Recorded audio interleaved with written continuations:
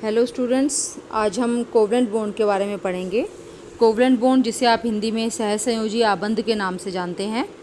जो covalent bond है ये इसकी जो स्टार्टिंग है ये ल्यूइस ने ही कर दी थी वैसे तो, कि जो शेयरिंग से बॉन्ड्स बनते हैं वो कोवलेंट बॉन्ड्स होते हैं।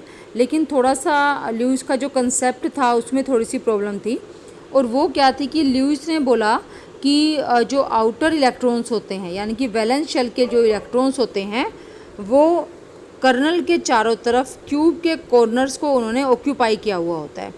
लेकिन लैंगम्यूर ने 1919 में इस कंसेप्ट को थोड़ा सा चेंज कर दिया, इसको थोड़ा सा मॉडिफाई कर दिया। Langmuir introduce the term covalent bond for this. Langmuir ने इसके लिए कोवलेंट बॉन्ड ये नाम सजेस्ट किया। ठीक है, जो ल्यूइस ने कोवलेंट बॉन्ड तो नहीं बोला था, लेकिन लैंगम्यूर ने कोवलेंट बॉन्ड ये नाम सजेस्ट किया। That the bond is formed between two similar और different atoms by sharing one electron each from both atoms, bonded by the chemical bond such that both atoms complete their octet। ठीक है, मतलब कि covalent bond जो है वो कैसे बना? It is formed between two similar और डिसिमिलर या डिफरेंट एटम्स। सेम एटम्स के बीच में भी बन सकता है ये, और डिफरेंट एटम्स के बीच में भी बन सकता है। और कैसे बनता है? By sharing of one electron each from both atoms. जिन दो एटम्स के बीच में कोवलेंट बॉन्ड बन रहा है उन दोनों के बीच में इलेक्ट्रॉन्स की शेयरिंग होगी, और दोनों को एक एक इलेक्ट्रॉन अपना कम से कम शेयर करना ही है। ठीक है, और जिससे क्या होगा कि दोनों का ऑक्टेट कंप्लीट हो जाएगा। वो जब इलेक्ट्रॉन्स की शेयरिंग करेंगे दोनों की तरफ से कम एक इलेक्ट्रॉन आएगा, इलेक्ट्रॉन पेयर हो जाएगा ना। बीच में दो एटम्स आपस में कोवलेंट बॉन्ड बना रहे हैं, एक एटम ने एक इलेक्ट्रॉन शेयर करवाया और दूसरे ने दूसरा इलेक्ट्रॉन शेयर करवाया, तो जो बीच में जो कोवलेंट बॉन्ड बना वो कितने इलेक्ट्रॉन से बना? वो बना दो इलेक्ट्रॉन से। यानी कि जो शेयर हो रहे हैं इलेक्ट्रॉन वो कितने हैं? वो है एक पेयर। इसलिए हम उसको इलेक्ट्रॉन पेयर कहते हैं, या फिर हम उसको बॉन्ड पेयर कहते हैं। जो इलेक्ट्रॉन्स मिलकर बॉन्ड बनाने में के लिए रिस्पॉन्सिबल हैं, कोवलेंट बॉन्ड बनाने के लिए जो दो इलेक्ट्रॉन्स रिस्पॉन्सिबल हैं उन्हें हम बॉन्ड पेयर का नाम देते हैं। इसका एग्जांपल हम ले रहे हैं Cl2 molecule, chlorine molecule. Chlorine का atomic number everyone of you know कि 17 है, और इलेक्ट्रॉनिक कॉन्फ़िगरेशन भी आपको अच्छे से आती है 1s2। अगर हम कंप्लीट इलेक्ट्रॉनिक कॉन्फ़िगरेशन लिखें तो वो ये है। और इसमें आउटर मोस्ट शेल कौन सी है? आउटर मोस्ट शेल है थर्ड शेल। ठीक है, तो ये है थर्ड शेल। या हम इसको इस तरह से लिखते हैं कॉन्फ़िगरेशन को, या फिर हम इस तरह से लिखते हैं इसकी कॉन्फ़िगरेशन को, जिसमें कि जो इनर कॉन्फ़िगरेशन है ना वो किसी नोबल गैस की कॉन्फ़िगरेशन से रिजेंबल करती है। और ये किसकी कौन सी नोबल गैस से रिजेंबल करती है? ये करती है नियोन से। नियोन की कॉन्फ़िगरेशन होती है 1s2 2s2 2p6। ठीक है, तो हमने 1s2 2s2 2p6 की जगह नियोन लिख दिया स्क्वायर ब्रैकेट्स में, और उसके बाद इसकी वैलेंस शेल कॉन्फ़िगरेशन। ठीक है, 3s2 3p5। तो क्लोरीन का आप देखो, अगर इसके पास एक और इलेक्ट्रॉन आ जाए तो इसका ऑक्टेट कंप्लीट हो जाएगा। क्लोरीन को अपना ऑक्टेट कंप्लीट करने के लिए वन मोर इलेक्ट्रॉन की ज़रूरत है। इसके पास टोटल 7 इलेक्ट्रॉन्स हैं। 2 chlorine atoms are short of 1 electron each. ये जो दो क्लोरीन एटम्स हैं दोनों के पास एक एक इलेक्ट्रॉन कम है।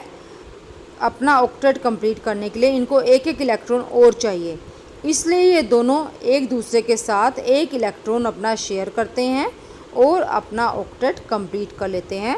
तो इसको हम दिखाएंगे कैसे? इसको हम इस तरह से दिखाएंगे, आपको ये अच्छे से समझना है। इसमें आप देखो क्लोरीन विथ 7 इलेक्ट्रॉन्स। मैंने यहाँ पर ये ल्यूइस सिंबल लिखा है। ल्यूइस सिंबल आपने पढ़ा था पिछली वीडियो में, जिसमें कि हम एटम का एलिमेंट का सिंबल लिखते हैं और उसके चारों तरफ डॉट्स की हेल्प से वैलेंस इलेक्ट्रॉन्स का नंबर रिप्रेजेंट करते हैं। तो क्लोरीन जो है उसके पास 7 वैलेंस इलेक्ट्रॉन्स है, तो मैंने यहाँ 7 डॉट्स लगाई हैं। दूसरा क्लोरीन एटम, उसके पास भी 7 वैलेंस इलेक्ट्रॉन्स हैं, तो मैंने यहाँ 7 डॉट्स लगाई हैं। अब दोनों को ऑक्टेट कंप्लीट करने के लिए एक एक इलेक्ट्रॉन की ज़रूरत है, तो दोनों अपना एक एक इलेक्ट्रॉन शेयर करवाएंगे। तो इस तरह से ये क्लोरीन जो है ये वाला इलेक्ट्रॉन शेयर कर लेगा यहाँ से, और ये क्लोरीन ये वाला इलेक्ट्रॉन शेयर कर लेगा। ठीक है। तो मैंने जो है यहाँ पर आप देखोगे कि मैंने ये इलेक्ट्रॉन ऐसे दिखाए हैं हॉरिजेंटली, ठीक है, लेकिन एक्चुअली हम इलेक्ट्रॉन पेयर को इस तरह से दिखाते हैं। यहाँ मैंने सिर्फ समझाने के लिए कि आपको क्लियर हो जाए कि एक क्लोरीन से एक इलेक्ट्रॉन आ रहा है, ये इससे आ रहा है और ये इससे आ रहा है, इसलिए मैंने ये इस तरह से दिखाए हैं, लेकिन एक्चुअली हम रिप्रेजेंट करते हैं इस तरह से। तो ये क्लोरीन मॉलिक्यूल बन गया। और आप देखो इस क्लोरीन के भी अब इस सर्कल में टोटल कितने इलेक्ट्रॉन है? 8 इलेक्ट्रॉन है जो इस क्लोरीन के पास है, और इस सर्कल में भी टोटल 8 इलेक्ट्रॉन है जो इस क्लोरीन के पास है। इस तरह से दोनों का ही ऑक्टेट कंप्लीट हो गया। और ऐसी जो रिप्रेजेंटेशन है, अगर हम एक मॉलिक्यूल को इस तरह से रिप्रेजेंट कर रहे हैं, इस तरह से, तो इसको ल्यूइस डॉट स्ट्रक्चर कहते हैं, ठीक है। ये है अगर हम सिंपल एटम लिख रहे हैं वैलेंस इलेक्ट्रॉन्स के साथ, तो वो तो है ल्यूइस सिंबल, ठीक है। और अगर हम मॉलिक्यूल को इस तरह से दिखा रहे हैं तो this is Lewis dot structure, ठीक है। Such representation of molecules in which electrons are represented और shown by dots around their atom is called Lewis dot structure. Lewis symbol में हम सिर्फ एटम को दिखाते हैं और ल्यूइस डॉट स्ट्रक्चर में हम किसको दिखाते हैं? हम यहाँ पर मॉलिक्यूल को दिखाते हैं। तो इम्पोर्टेंट कंडीशंस अब हम पढ़ेंगे for the formation of covalent bond. Covalent bond की फॉर्मेशन के लिए इम्पोर्टेंट कंडीशंस क्या हैं, तो ये आपको समझनी है बहुत अच्छे से। पहला तो ये कि each of two atoms forming a covalent bond share और contribute at least one electron. जो दो एटम्स आपस में इलेक्ट्रॉन्स को शेयर करते हैं, ठीक है, जो कोवलेंट बॉन्ड बनाते हैं, वो कम से कम दोनों एक एक इलेक्ट्रॉन शेयर करेंगे, ठीक है। दोनों की तरफ से एक एक इलेक्ट्रॉन ज़रूर आना चाहिए। ये मैंने आपको पहले भी बताया है कि कम से कम दोनों अपना एक एक इलेक्ट्रॉन शेयर करेंगे। और इलेक्ट्रॉन पेयर के लिए the combining atoms as a result complete their octet. और जो एटम्स कंबाइन हुए, क्या होगा? इलेक्ट्रॉन शेयरिंग के कारण उनका ऑक्टेट कंप्लीट हो जाएगा। And atoms attain stable noble gas configuration, और जिससे एटम्स जो हैं उनकी कॉन्फ़िगरेशन नोबल गैस जैसी हो जाएगी। और we know that noble gases have stable electronic configuration, ठीक है। तो ये इम्पोर्टेंट कंडीशंस हैं कोवलेंट बॉन्ड बनाने के लिए। अब मैं आपको एग्जांपल दिखाती हूँ वाटर मॉलिक्यूल का। तो क्लोरीन मॉलिक्यूल जो हमने किया, क्लोरीन मॉलिक्यूल जो है वहाँ पर तो दो सिमिलर एटम्स के बीच में बॉन्ड बना था, कोवलेंट बॉन्ड बना था chlorine and chlorine similar atoms में। लेकिन जहाँ हम देख रहे हैं यहाँ पर बॉन्ड हम बना रहे हैं डिसिमिलर या डिफरेंट एटम्स में। ऑक्सीजन ने हाइड्रोजन के साथ बॉन्ड बनाया, इस ऑक्सीजन ने भी हाइड्रोजन के साथ बॉन्ड बनाया। बिल्कुल उसी तरह से इसको दिखाएंगे। हमने बीच में ऑक्सीजन लिखा, ठीक है, जैसे मैं आपको लिख कर भी दिखाती हूँ थोड़ा सा। जैसे यहाँ पर हमने ऑक्सीजन लिखा, ऑक्सीजन के पास 6 वैलेंस इलेक्ट्रॉन्स हैं, तो मैं दो तो पेयर दिखाऊंगी इस तरह से, एक ऊपर और एक नीचे, ये इलेक्ट्रॉन पेयर्स ऐसे दिखाऊंगी। और 2 इलेक्ट्रॉन्स मैं इधर दिखाऊंगी दोनों साइड पर हाइड्रोजन के। अब इधर एक हाइड्रोजन है, हाइड्रोजन के पास सिर्फ एक इलेक्ट्रॉन होता है। आपको इलेक्ट्रॉनिक कॉन्फ़िगरेशन इनकी लिखनी होगी वैलेंस इलेक्ट्रॉन्स का पता करने के लिए। अगर आपको याद है तो बहुत अच्छा है, अगर आपको याद नहीं है तो आप इलेक्ट्रॉनिक कॉन्फ़िगरेशन लिखो और तब आपको पता चलेगा कि हर एटम के पास कितने कितने वैलेंस इलेक्ट्रॉन्स हैं। तो हमें पता है हाइड्रोजन के पास तो सिर्फ एक ही इलेक्ट्रॉन है।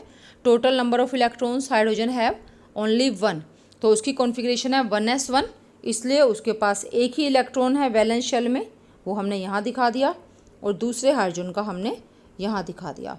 अब ये हाइड्रोजन जो है ये ऑक्सीजन के इस इलेक्ट्रॉन को शेयर कर लेगा, ये हाइड्रोजन भी इस इलेक्ट्रॉन को शेयर कर लेगा, और जो ये ऑक्सीजन है ये इन दोनों के एक एक इलेक्ट्रॉन को शेयर कर लेगा। और इस तरह से हमारा वाटर मॉलिक्यूल जो है वो बन जाएगा, जो मैंने आपको यहाँ पर दिखाया है, ठीक है। तो आप यहाँ पर देखो, मैंने बिल्कुल उसी तरह से ही इलेक्ट्रॉन्स को ऐसे हॉरिजॉन्टली भी दिखाया है और वर्टिकली भी दिखाया है। तो आप वैसे ज़्यादा सही ये है, लेकिन अगर आप ये ध्यान नहीं रहता तो आप ऐसे भी दिखा दोगे तो भी गलत नहीं होगा। आप ऐसे भी इसको रिप्रेजेंट कर सकते हो, शो कर सकते हो।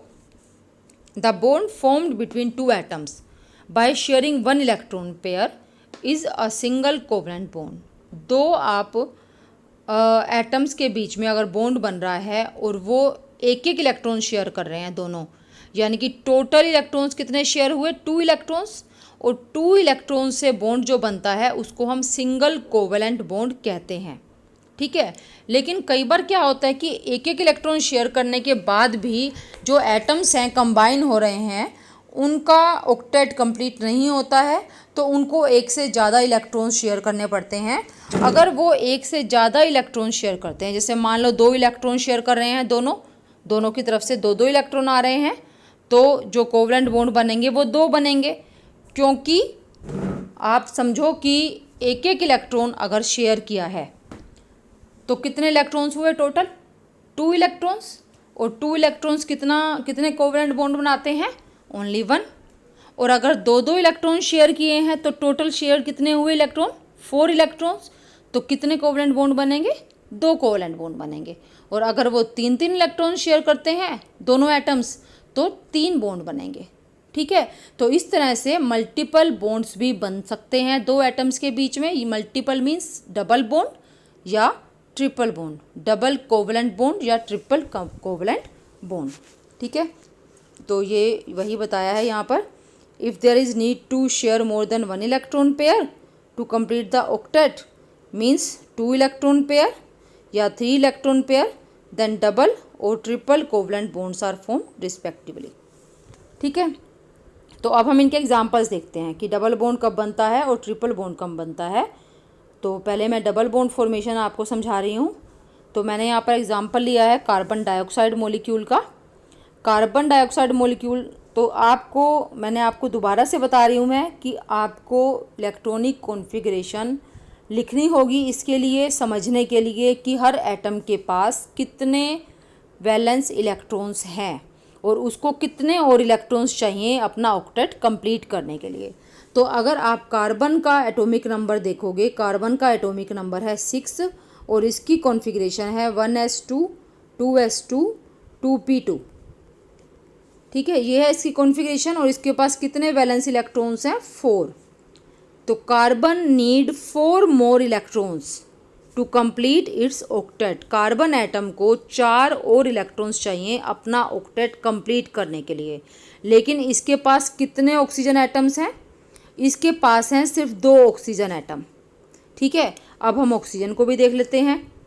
ऑक्सीजन जो है उसकी एटॉमिक नंबर है 8 means 1s2 2s2 and 2p4। तो इसके पास जो वैलेंस इलेक्ट्रॉन्स हैं वो हैं 6। तो इसको अपना ऑक्टेट कंप्लीट करने के लिए 2 और इलेक्ट्रॉन्स चाहिए, यानी कि जो हर ऑक्सीजन को चाहिए 2 इलेक्ट्रॉन्स। ठीक है, तो इसलिए हर ऑक्सीजन एटम कार्बन के साथ 2 इलेक्ट्रॉन शेयर करेगा, जिससे ऑक्सीजन का ऑक्टेट कंप्लीट हो जाएगा। अगर ऑक्सीजन ने 2 इलेक्ट्रॉन शेयर कर लिए कार्बन के तो ऑक्सीजन का ऑक्टेट कंप्लीट, क्योंकि उसको 2 ही चाहिए थे। और कार्बन जब दोनों के साथ 2 इलेक्ट्रॉन शेयर करेगा वो भी करवाएंगे, तो कार्बन के कितने हो गए टोटल, 8 इलेक्ट्रॉन्स। ठीक है, कार्बन को 4 ही इलेक्ट्रॉन्स और चाहिए थे ना, उसके पास 4 तो पहले से ही थे। अगर मैं कार्बन को लिख रही हूँ यहाँ पर, इसके पास 4 इलेक्ट्रॉन्स पहले से ही हैं, इसको 4 और चाहिए। ठीक है, तो 4 और चाहिए तो 4 ही इसको शेयर करवाने पड़ेंगे, तभी तो इसको 4 और मिलेंगे। तो कार्बन में क्या होता है, कार्बन में ये 2 अपने 2 इलेक्ट्रॉन 2 ऑक्सीजन एटम्स को शेयर करवाता है। ऑक्सीजन के, ये तो मैंने लिख दिया कार्बन। ठीक है, ऑक्सीजन को मैं लिख रही हूँ 6 इलेक्ट्रॉन्स हैं इसके पास, तो 2 हमें कार्बन की साइड लिखने पड़ेंगे ताकि हम इनकी शेयरिंग, क्योंकि ऑक्सीजन कार्बन के साथ शेयर करेगा ना इलेक्ट्रॉन्स, तो इसको भी अपने इलेक्ट्रॉन्स शेयर करवाने पड़ेंगे, इसलिए ये इलेक्ट्रॉन्स कार्बन की तरफ दिखाएंगे हम। और बाकी जो 4 इलेक्ट्रॉन्स बचे वो आप कहीं पर भी दिखा दो, ऊपर या नीचे साइड में। ऐसे ही दूसरा ऑक्सीजन, इसके भी 2 इलेक्ट्रॉन्स हमें यहाँ दिखाने पड़ेंगे ऑक्सीजन की साइड पर, और बाकी 2 हम दूसरी साइड्स पर दिखा देते हैं। अब आप देखो, ऑक्सीजन ने जब 2 इलेक्ट्रॉन कार्बन के शेयर किए तो इसके पास कितने इलेक्ट्रॉन्स हो गए, 8 इलेक्ट्रॉन। जो ये वाला बॉक्स है ऑक्सीजन का, इसमें टोटल 8 डॉट्स हैं, यानी कि ऑक्सीजन का ऑक्टेट कंप्लीट। और ये वाला ऑक्सीजन, इसके बॉक्स में भी 8 इलेक्ट्रॉन डॉट्स हैं, यानी कि ये वाला इसका भी ऑक्टेट कंप्लीट। और जो कार्बन है उसका मैंने ये बनाया था बॉक्स, इसको हम बड़ा कर देते हैं। हम इसको मैं आपको दोबारा से बताती हूँ, ये दिखाया हुआ है इसमें हमने, ठीक है। यहाँ से आपको क्लियर हो जाएगा। तो आप अगर काउंट करोगे हर सर्कल में, इस सर्कल में काउंट करो कितने इलेक्ट्रॉन्स हैं, 8 इलेक्ट्रॉन्स हैं। इस सर्कल में काउंट करो और ऐसे ही इस सर्कल में काउंट करो। तो हर सर्कल में 8 इलेक्ट्रॉन्स हैं, मीन्स कार्बन और दोनों ऑक्सीजन का ऑक्टेट कंप्लीट है। अब क्योंकि कार्बन और ऑक्सीजन के एक पेयर में, एक पेयर ये है और एक पेयर ये है कार्बन और ऑक्सीजन का, तो यहाँ पर कितने इलेक्ट्रॉन्स शेयर हुए, total 4 electrons, means 2 covalent bond यहाँ पर बनेंगे। तो मैंने यहाँ 2 दिखाए हैं, इसी तरह से ही 2 यहाँ बनेंगे, ठीक है। तो अगर आपको ये समझ आ गया तो आप किसी भी मॉलिक्यूल का लुईस डॉट स्ट्रक्चर आसानी से बना सकते हो, ठीक है। तो हम एक और एग्जांपल करते हैं डबल बॉन्ड का, वो है इथीन का। इथीन में आप देखो, इथीन का फॉर्मूला होता है C2H4, ठीक है। इसका फॉर्मूला है C2H4। तो कार्बन के पास जो है, हर कार्बन के पास C2, 2 कार्बन है ना यहाँ पर, तो दोनों कार्बन के पास 4-4 इलेक्ट्रॉन्स है, ठीक है। लेकिन उनको यानी कि 4-4 इलेक्ट्रॉन्स और चाहिए। Each carbon atom need 4 more electron to complete its octet, ठीक है। लेकिन इनके पास टोटल जो हाइड्रोजन है ना वो है 4, यानी कि हर कार्बन को 2 हाइड्रोजन मिलेंगे, ठीक है। हर कार्बन को 2 हाइड्रोजन मिलेंगे। तो मीन्स एक कार्बन जो है उसको 2 हाइड्रोजन मिल रहे हैं। तो अगर ये दोनों हाइड्रोजन को कितने कितने इलेक्ट्रॉन्स चाहिए, एक ही चाहिए। जो ये 2 कार्बन हैं, एक कार्बन को 2 हाइड्रोजन मिल रहे हैं और हर हाइड्रोजन को कितना इलेक्ट्रॉन चाहिए होता है डुप्लेट कंप्लीट करने के लिए, क्योंकि हाइड्रोजन का ऑक्टेट तो होता नहीं है, उसकी एक ही शेल होती है और एक शेल में मैक्सिमम 2 इलेक्ट्रॉन्स आ सकते हैं। तो हाइड्रोजन अपना 1 इलेक्ट्रॉन कार्बन को शेयर करवाएगा, दोनों हाइड्रोजन, और दोनों इसका 1-1 इलेक्ट्रॉन शेयर कर लेंगे। तो दोनों हाइड्रोजन का डुप्लेट कंप्लीट। अब कार्बन ने 1-1 इनको शेयर करवा दिया, बाकी कार्बन के पास बचे 2। तो 2 अभी भी कम है कार्बन के पास, क्योंकि इसके तो 6 हुए। ऐसे ही अगर हम देखें दूसरा कार्बन, दूसरे कार्बन का भी सेम है कि 1-1 इसने 2 हाइड्रोजन के साथ शेयर कर लिया और एक पेयर अभी भी बच गया। तो ये जो पेयर बचा है दोनों के पास, ये दोनों आपस में शेयर कर लेते हैं, जिससे कि दोनों का ऑक्टेट कंप्लीट हो जाए। तो आप ये देखो यहाँ पर, इसको देखकर आपको समझ आ जाएगा। देखो आप इसमें इस सर्कल में टोटल 4 इलेक्ट्रॉन है यहाँ पर, ठीक है। 2 इलेक्ट्रॉन इस कार्बन से और 2 इलेक्ट्रॉन इस कार्बन से, और इधर एक हमने इधर दिखा दिया हाइड्रोजन के साथ, एक इधर दिखा दिया, और ऐसे ही इस कार्बन के लिए इधर और इधर, ठीक है। तो दोनों कार्बन के बीच में डबल बॉन्ड बन जाएगा और हाइड्रोजन के साथ सिंगल बॉन्ड बनेंगे। ये तो थे डबल बॉन्ड के एग्जाम्पल। अब हम ट्रिपल बॉन्ड के एग्जाम्पल करते हैं। ट्रिपल बॉन्ड फॉर्मेशन का भी बिल्कुल सेम है, बिल्कुल ही सेम है। आपको बस ये समझना है कि इसके पास, हर एटम के पास वैलेंस इलेक्ट्रॉन्स कितने हैं और उसको कितने और इलेक्ट्रॉन्स चाहिए अपना ऑक्टेट कंप्लीट करने के लिए। इसके लिए मैंने नाइट्रोजन मॉलिक्यूल का एग्जांपल लिया है N2, ठीक है। N2 में नाइट्रोजन की electronic configuration 1s2 2s2 2p3 7 होता है इसका एटॉमिक नंबर। तो टोटल कितने वैलेंस इलेक्ट्रॉन्स हैं, 5। तो nitrogen needs 3 more electrons to complete its octet. अब दोनों ही नाइट्रोजन है, दोनों ही नाइट्रोजन सेम है, तो दोनों को 3-3 इलेक्ट्रॉन चाहिए। तो क्या करेंगे, उनके पास कोई ऑप्शन ही नहीं है, दोनों अपने 3-3 इलेक्ट्रॉन दोनों एक दूसरे को शेयर करवाएंगे, ठीक है। और उससे क्या होगा, उससे ये दोनों के बीच में ट्रिपल बॉन्ड बन जाएगा। अब यहाँ पर एक चीज़ और आपने ध्यान रखनी है, देखो ये जो इलेक्ट्रॉन है ना नाइट्रोजन के, ये किसी के साथ भी शेयर नहीं हो रहे हैं, ठीक है। ऐसे ही अगर आप ऊपर देखोगे, कार्बन में तो सारे ही शेयर हो गए, इसमें आप देखो, इसमें भी ऑक्सीजन के जो ये इलेक्ट्रॉन्स हैं ये कहीं भी किसी के साथ शेयर नहीं हो रहे हैं। तो ऐसे इलेक्ट्रॉन पेयर को हम इनको दिखाएंगे कि ऑक्सीजन के पास हैं तो ना ये जो शेयर नहीं हो रहे हैं, और ऐसे इलेक्ट्रॉन पेयर को जो किसी के साथ वो एटम शेयर नहीं कर रहा है उसे हम बोलते हैं lone pair, lone pair of electron या इलेक्ट्रॉन लोन पेयर। और जो बीच में बॉन्ड बना रहे हैं वो होते हैं बॉन्ड पेयर। तो नाइट्रोजन और नाइट्रोजन के बीच में कितने बॉन्ड पेयर हैं, 3 बॉन्ड पेयर हैं, इसलिए इनके बीच में ट्रिपल बॉन्ड बन रहा है। ठीक है, ये हो गया नाइट्रोजन मॉलिक्यूल का एग्जाम्पल। इसके बाद इथाइन या एसिटिलीन भी बोलते हैं इसको, एसिटिलीन गैस के नाम से फेमस है ये। तो कॉमन नेम है इसका एसिटिलीन और इसका फॉर्मूला है C2H2। कार्बन चैप्टर में आपने पढ़ा होगा इसके बारे में, वैसे आपने वहाँ पर इनके स्ट्रक्चर भी बनाए होंगे। तो बिल्कुल उसी तरह से ही 2 कार्बन एटम्स हैं और दोनों कार्बन एटम्स जो हैं दोनों के पास, अगर हम यहाँ से देखें फॉर्मूले से इसके, तो दोनों 2 कार्बन एटम है और 2 ही हाइड्रोजन एटम है, तो दोनों कार्बन को एक एक हाइड्रोजन मिलेगा। इस कार्बन को भी 1 मिलेगा, इस कार्बन को भी 1 मिलेगा।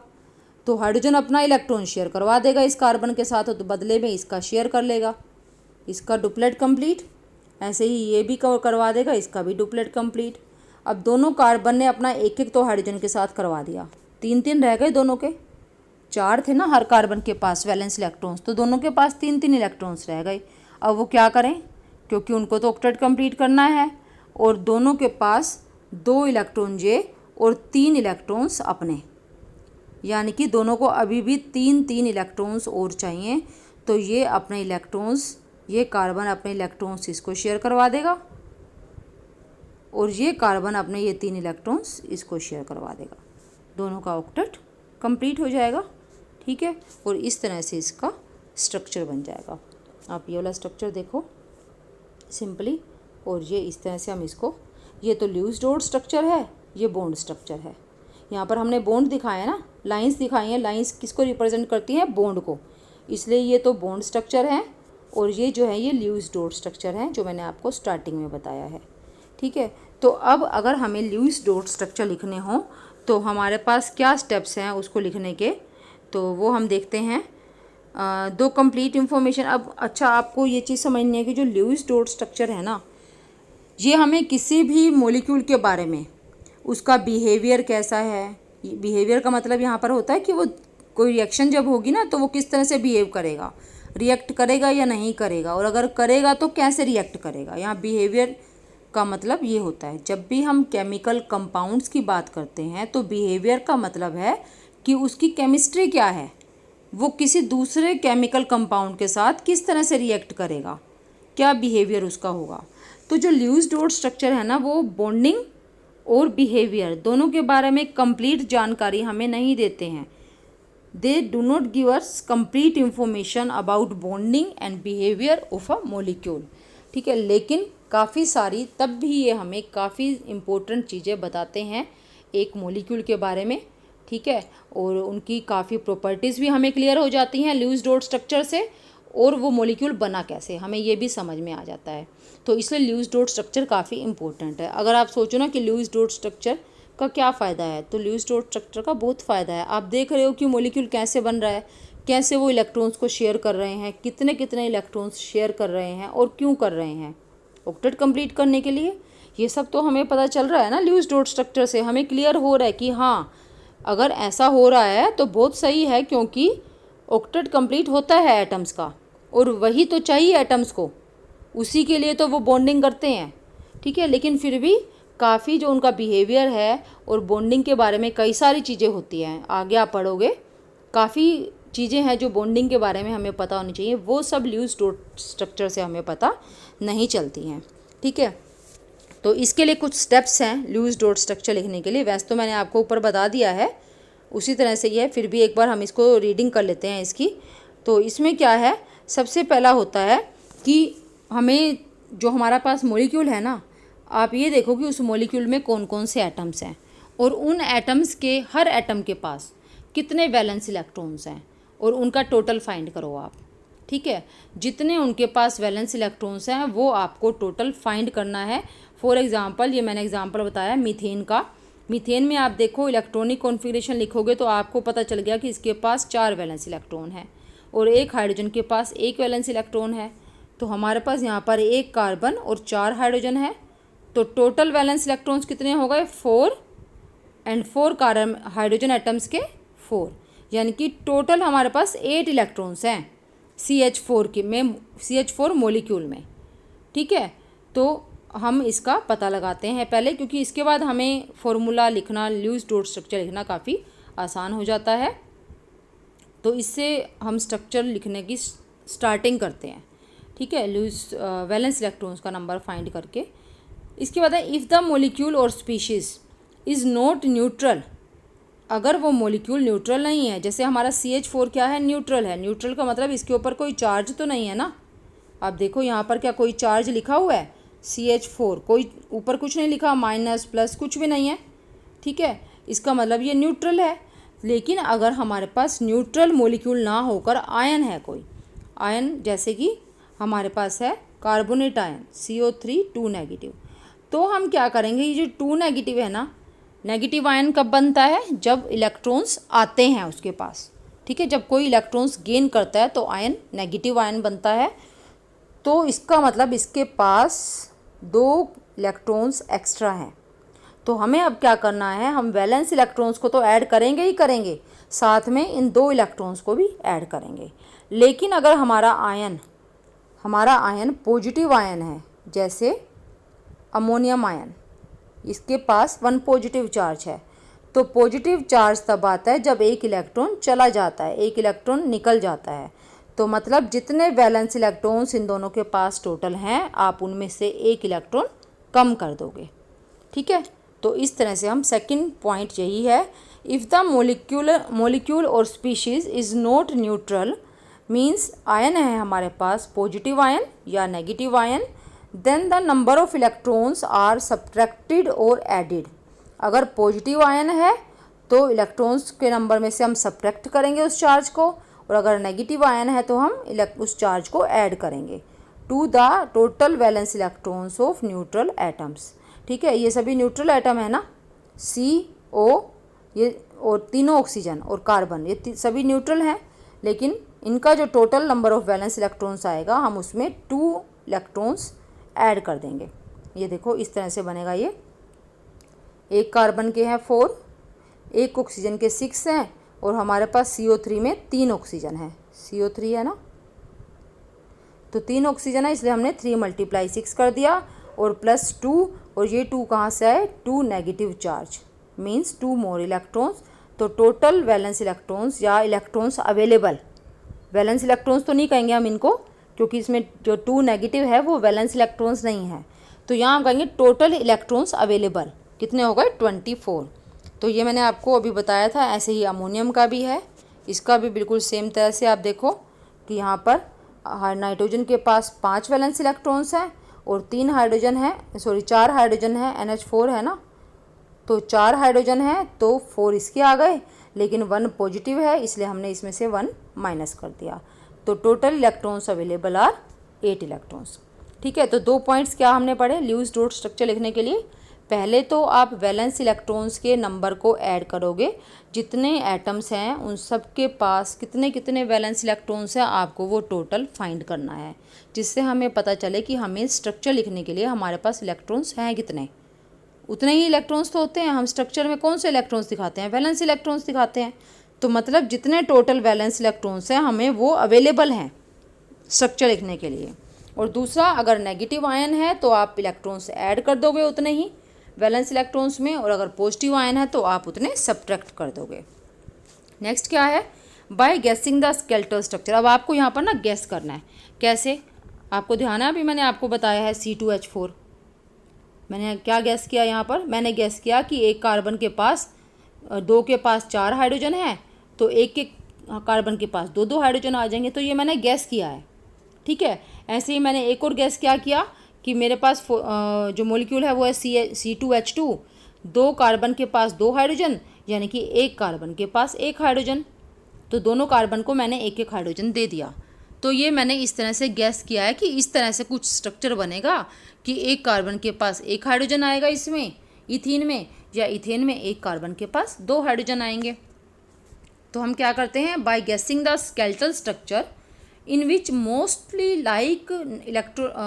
लेस इलेक्ट्रोनेगेटिव एटम, ज़्यादातर इन स्ट्रक्चर में। अब हमें ये तो पता चल गया कि एक कार्बन के पास 1 हाइड्रोजन है और दूसरे के पास दूसरा हाइड्रोजन है, लेकिन ये कैसे पता चला कि हम कार्बन को बीच में ही लिखेंगे, ठीक है। हम हाइड्रोजन को क्यों नहीं बीच में लिख सकते, ऐसे क्यों नहीं कर सकते हैं हम, वैसे तो ये पॉसिबल ही नहीं है, क्योंकि इस तरह से हाइड्रोजन 2 बॉन्ड बना रहा है, जबकि 2 ये बना ही नहीं सकता है। लेकिन फिर भी अगर कोई ऐसा हो जिसमें पॉसिबल हो, तो उसमें क्या है, होता क्या है एक्चुअली, बीच में हम कौन सा एटम लिखते हैं जो लेस इलेक्ट्रोनेगेटिव है।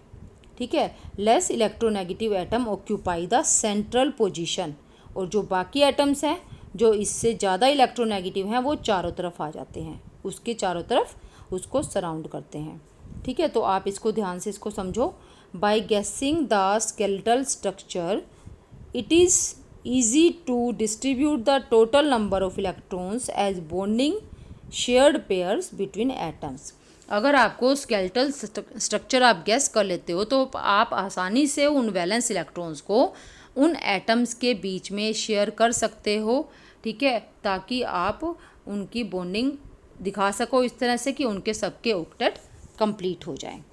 ठीक है, इफ़ आफ्टर डिस्ट्रीब्यूटिंग, लेकिन आपने डिस्ट्रीब्यूट कर लिए, ऑक्टेट कंप्लीट हो गया सबका, लेकिन फिर भी इलेक्ट्रॉन्स बच गए, तो आप क्या करोगे, तो वो इलेक्ट्रॉन्स जिसके पास ज़्यादा थे, हमें पता है कि इसके वैलेंस इलेक्ट्रॉन्स ज़्यादा थे। ठीक है, तो या तो इलेक्ट्रॉन पेयर की फॉर्म में नज़र आएंगे आपको, लोन पेयर कहेंगे जिसको हम, अभी मैंने आपको बताया था ना लोन पेयर क्या होता है।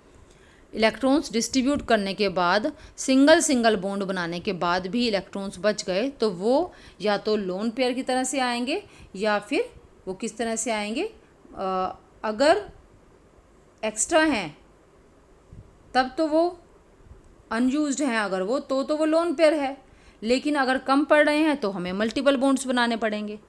ठीक है, तो इस तरह से हम स्ट्रक्चर को, ल्यूइस डॉट स्ट्रक्चर को बना सकते हैं। आपके एनसीईआरटी की बुक में इसके लिए एग्जाम्पल भी दिया हुआ है, इस टॉपिक के जस्ट बाद आप उस एग्जाम्पल को अच्छे से देखो। इन टॉपिक्स को पढ़ने के, इन पॉइंट्स को पढ़ने के बाद कि ल्यूइस डॉट स्ट्रक्चर लिखने के लिए हमें कौन से स्टेप्स चाहिए, इनको पढ़ने के बाद आप उन एग्जाम्पल्स को देखोगे जब, और उनको अपने आप सोल्व करोगे, तो आपको पक्का समझ में आ जाएंगे कि हमें ल्यूइस डॉट स्ट्रक्चर कैसे लिखना है। तो इसलिए आप उसकी प्रैक्टिस करो, और अगर नहीं समझ में आता है तो please tell me through comment. Okay.